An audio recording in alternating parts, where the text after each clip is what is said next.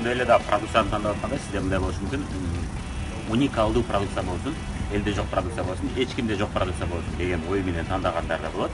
Мүмкүн болсо конкуренция болбосун деп, э. Эми көрүп кетели, мунун өзүнүн күчтүү жактары бар, өзүнүн алсыз жактары бар. Мисалы үчүн уникалдуу продукция болсо, адам ойлойт, конкуренция жок, мен кардарларды оңой табам, мен артыман келген адамдар оңой сатат, мен дагы оңой сатам. Алармандар көп болот, конкуренция жок болот, өзүбүз жалгыз сатып байып кетебиз деген көз караш болот, э. Чынында бул жерде эки жол болушу мүмкүн. Биринчиси чындап эле ошондой болуп калышы мүмкүн. Чындап эле сиз конкуренция жок базарды ээлеп алышыңыз мүмкүн. Экинчи тарабы бул көпчүлүк учурда ушул болуп калат. Ошол продукциянын аларманы жок болушу мүмкүн. Өтө аз болушу мүмкүн.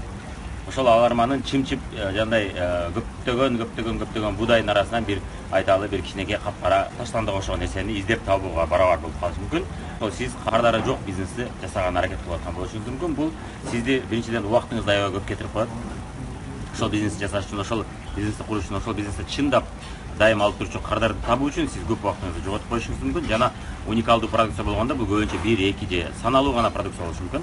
Ошол себептен сиздин бизнесиңиз дүркүрөп, айталы кийинки 1 жыл, 2 жыл, 3 жыл, 5 жылдан кийин дүркүрөп өспөй калышы мүмкүн да. Бул көпчүлүк учурда бир эле тармактык маркетингде эмес, сиз кадимки бизнесте деле кайсы продукция менен иштесем деп издегениңизде ушул жолго барып калышыңыз мүмкүн да. Ушул жолду тандап алышыңыз мүмкүн, уникалдуу. Өзгөчө сиз бизнесте тажрыйбаңыз жок болсо, уникалдуу продукциядан баштаганыңыз жакшы. Анткени бул лотереяга окшогон нерсе болуп калышы мүмкүн да. Же мунусу болот дегендей, сиз убакытты тепке кетирип коюшуңуз мүмкүн. Эми элестетиңиз, сиз жарым жыл, 1 жыл иштеп жүрдүңүз. Кандай гана бизнес болбосун, акча дароо түшпөйт. 4-5 айдан кийин, жарым жылдан кийин түшөт. Ошол себептен сиз ошончо убакытты жоготуп анан ушул натыйжага келсеңиз, элестетиңиз канчалык сизге бул капалуу көрүнүш болот. Ошол себептен ошондой болбош үчүн сиз мүмкүн болсо уникалдуу продукция менен баштабаңыз. Мүмкүн болсо элдер ансыз деле алып жүргөн, конкуренциядан коркпоңуз. Ансыз деле алып жүргөн продукция менен иштөө оңой. Анткени ал продукцияны адамдар алып турат. Ал продукцияны алган адамдардын саны көп. Ошол себептен сиз ошол адамдарды оңой таба аласыз. Жана сиз чакырган адамдардын арасында ошолор бар. Аларга керек болгондуктан алар эртең кокус бизнеске кызыкпай калса дагы сизге кардар болуп берет. Сатып иштебей калса дагы кардар болуп берет. Адам чакырбай, бул чачап калдым же колума келбей турушат деп калса дагы алар продукциясын жакшы көрүп колдонуп жүрөт. Ошондо сиздин бизнесиңиз туруктуу болот да, сизге дайым акча алып келип турат.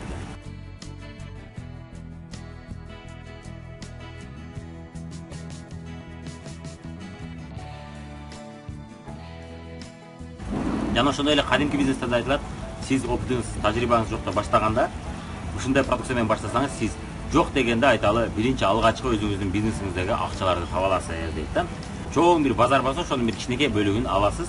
Айталы бир сиздин конкурентиңиз айталы гигант бир чоң дүкөн дейли. Ал дүкөн үчүн сизге берген базары кичинекей эле болуп калат, көп деле чечпейт. Сиздин алып алган, ал дүкөндүн базарын алып алган болсоңуз, кандай бир бөлүгү 0,5% эч кандай чечпейт да. Сиз үчүн бул жакшы болот. Сиз үчүн жакшы, сиз үчүн ал жакшы акча келтат. Өзүңүз жалгыз иштеп аткан үчүн сизге жакшы акча келтат. Ошон үчүн уникалдуу продукциядан эмес, уникалдуу продукцияны баштасаңар, силер тажрыйбалуу болгоңор жакшы. Сиз уникалдуу продукцияны сатууга жөндөм керек дейт да. Ошол кардарды табууга да жөндөм керек дейт.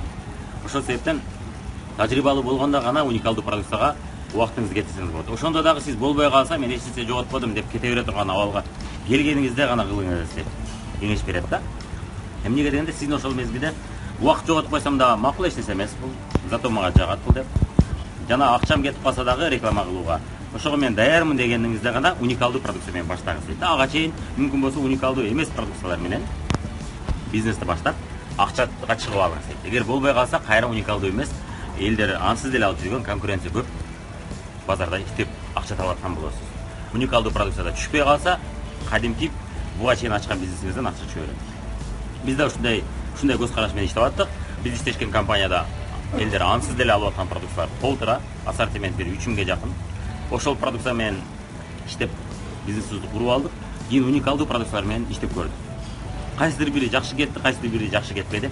Кээ бирлери трендовый бизнес деп коет. Тренд дегенибиз бүгүн аябай кызык элдерге, айталы кийинки 1 жыл 2 жылдан кийин ал кызыгы жок болуп калат. Кандайча кызыгы жок. Элдер алып алды. Мисалы үчүн селфи шотты көрүп атасыздар, мындай таякча. Ошондой таякча сатып көргөнбүз. Анын тренди бир 3 айда токтоду. 3 айдан кийин элдер кадимки дүкөндөрдөн ала баштады. Ага чейин биз интернет аркылуу сатып аттык да. Мына трендовый бизнес деген ошол. Трендовый бизнесте болушу мүмкүн. Уникалдуу продукция болгондо трендовый, бир тренд келет, тенденция. Ошол тенденцияны кармап калып, ошол мезгилде акча таап калсаңыз болот. Убактылуу. Бирок эми элестетиңиз, сиз тармактык маркетинг адамдарды чакырып атасыз да, адамдарды чакырдыңыз, артыңыздан алар келди, анан тренд бүтүп калды. Сиз алардын көзүндө жалганчыга окшоп калышыңыз мүмкүн. Ошол себептен сиз мүмкүн болсо алгач биринчи элдер ансыз деле алып аткан продукция менен көбүрөөк иштеп, ошол продукцияга кардарларды көбөйтүп алыңыз. Тренд бизнесиңиз токтоп калса дагы, сиздин артыңыздан келген адамдар дагы тренд бизнес токтоп калды десе, баарыбыз түшүнсөк ошону. Ансыз деле биякта акча түшүп аткан акчабыз бар деп дагы уланта берет да. Эми ушу жарым жыл убактымды кетирдим, бизнесим токтоп калды, жабылып калды деп арман кылбастан, болуп калды, бизнесте болот деп өзүңүздүн мурунку куруп койгон бизнесиңизди дагы да жасай берет.